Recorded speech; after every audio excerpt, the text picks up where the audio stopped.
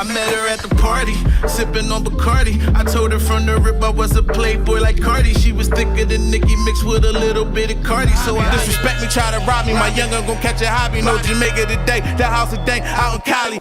Yeah, this your boy Bruno Brinks, YHM, and you listening to Talks with Casso. Sad cut, baby, long time cut. Yeah, already. So you know, we got a lot to talk about, but I want to start with the beginning. So let's go to the beginning of Bruno Brinks. So for the people who don't know, where are you from? I'm from Philadelphia, Southwest Philadelphia. Projects called Bartram Village, Southwest Philly. Okay. And Bartram Village is next to Bartram Gardens. There's like a big history about that. Can you tell us a little bit about the history of Bartram Village and the garden and what it was before it became? That shit, like, you know, the history on that. I guess, you know, John Bartram was, I guess, a goat in Southwest because he got John Bartram High School.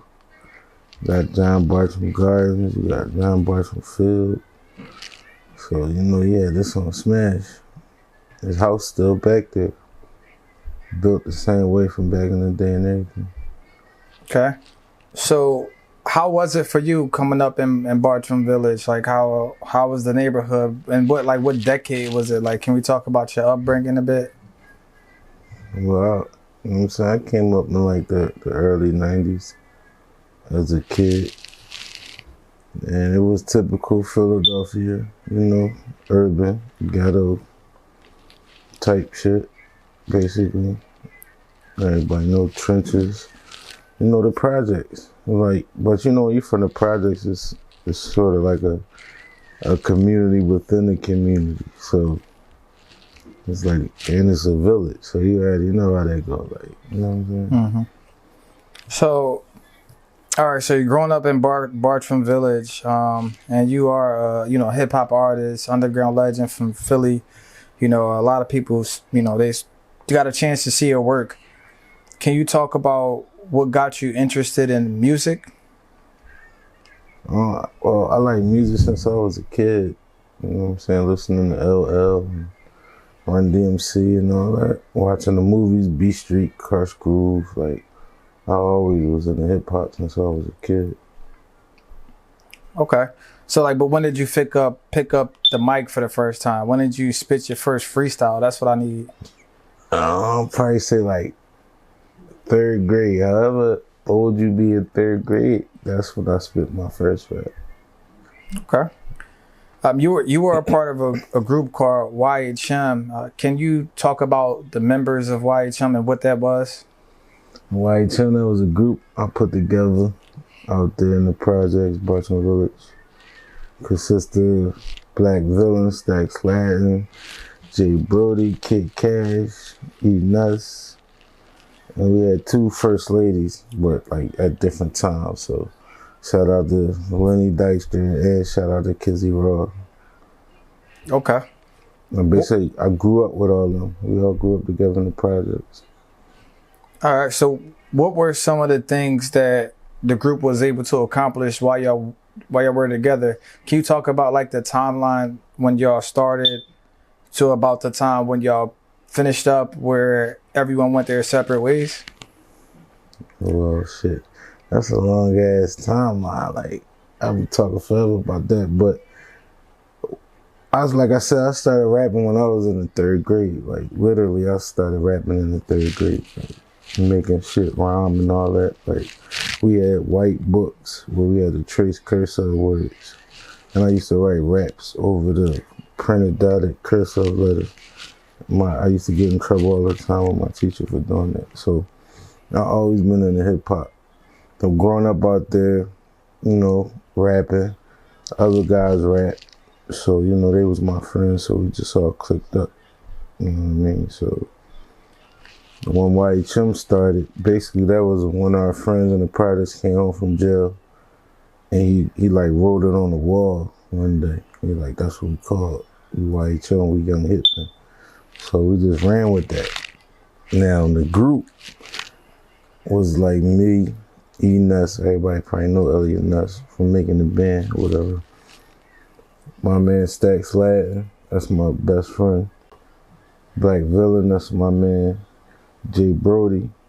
His folks lived out the project, so Brody came out there, you know what I'm saying, like, he like guilty by association, whatever. Like, he didn't grow up with it, but he still was a member. Yeah, so YHM, man, we started off regular, you know what I'm saying, like everybody else writing their raps together as a group or whatever. We had Kid Cash. I told y'all, like, Brody, cousin Tosh lived out the project, so he came out there and he was like rocking with us or whatever. All right, cool. He started messing with a chick from New York. She had a son named Cash, Kid Cash. He was fired, Cash fired too. So both them came in, boom. It was already me, Stacks, Ness, and Villain. And we brought them to her. We had Jalen, Lenny Dykstra. We had her for a hot second. Lynn was in, but because she hung with us a lot, but she ain't really rap. So we got Kizzy Ross. She from West Philly. Y'all might know her, follow her. She got a clothing store in West Philly called Soul Raw Apparel. Shout out to Kizzy Raw. You know what I'm saying? She was solid. She's still solid. Shout out to Kizzy.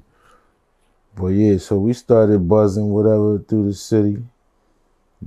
Cause Key start like really backing our play. Like he like, all right, y'all taking it serious. I'm gonna rock with y'all. So he started giving us beats. We putting out little mixtapes. We doing little shows and holding the walls. Like, they like, give it up for YHM. People clapping, going crazy. Like, damn, we bringing the whole projects with us to shows. We had airbrush hoodies. Whatever year airbrush was lit, we was lit. Airbrush, everything. YHM this, Bruno, Brinks that, everything. We was lit. So, we had a couple mixtapes. We was called, like, we had a management team from other projects. It was like, in-house management, so it was called Ride Out Entertainment. But when we went to go get it copywritten, somebody already had the name, so we never even like went with another name. It was just like YHM Records, YHM everything. So boom, we pushing, we popping, whatever. They're making the band shit come out. So whoever know what year making the band came out. The year before that, Black Key told Ness, like, bro, you should go to this joint. So Ness like, nah, you know what I'm saying? I'm chilling. You know, I'm good. I'm just trying to get a regular deal. He missed the first tryouts. Key told him again, like, go up there. He went up there. Puff like what he saw, you know what I'm saying? So that was just like a whole nother wave for the Jets that we like, yeah, you know what I'm saying? Because we see how Puff taking the Ness. So we like, all right, we gonna be right. Shit gonna be crazy, bro. I mean, you first up. Like the Method Man to our Wu-Tang type shit. So we was good with that. So now we got mixtapes coming out. He got mixtapes coming out now. He signed the Bad Boy, making the band popping. He signed the Bad Boy. We putting out little mixtapes. Everything was cool. It was good. Yeah. Okay. So how was the neighborhood at this time? Like, can you speak on like the morale of the people of Bartram Village?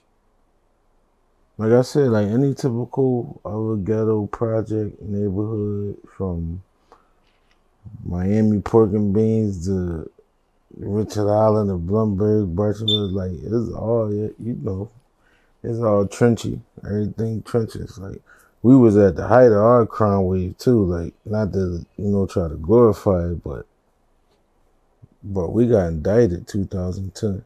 So around the time Making the Band came out, it was like this was the time the project was being watched. So you know, like it was crazy out there, Joe. And that's wiggling right through that joint.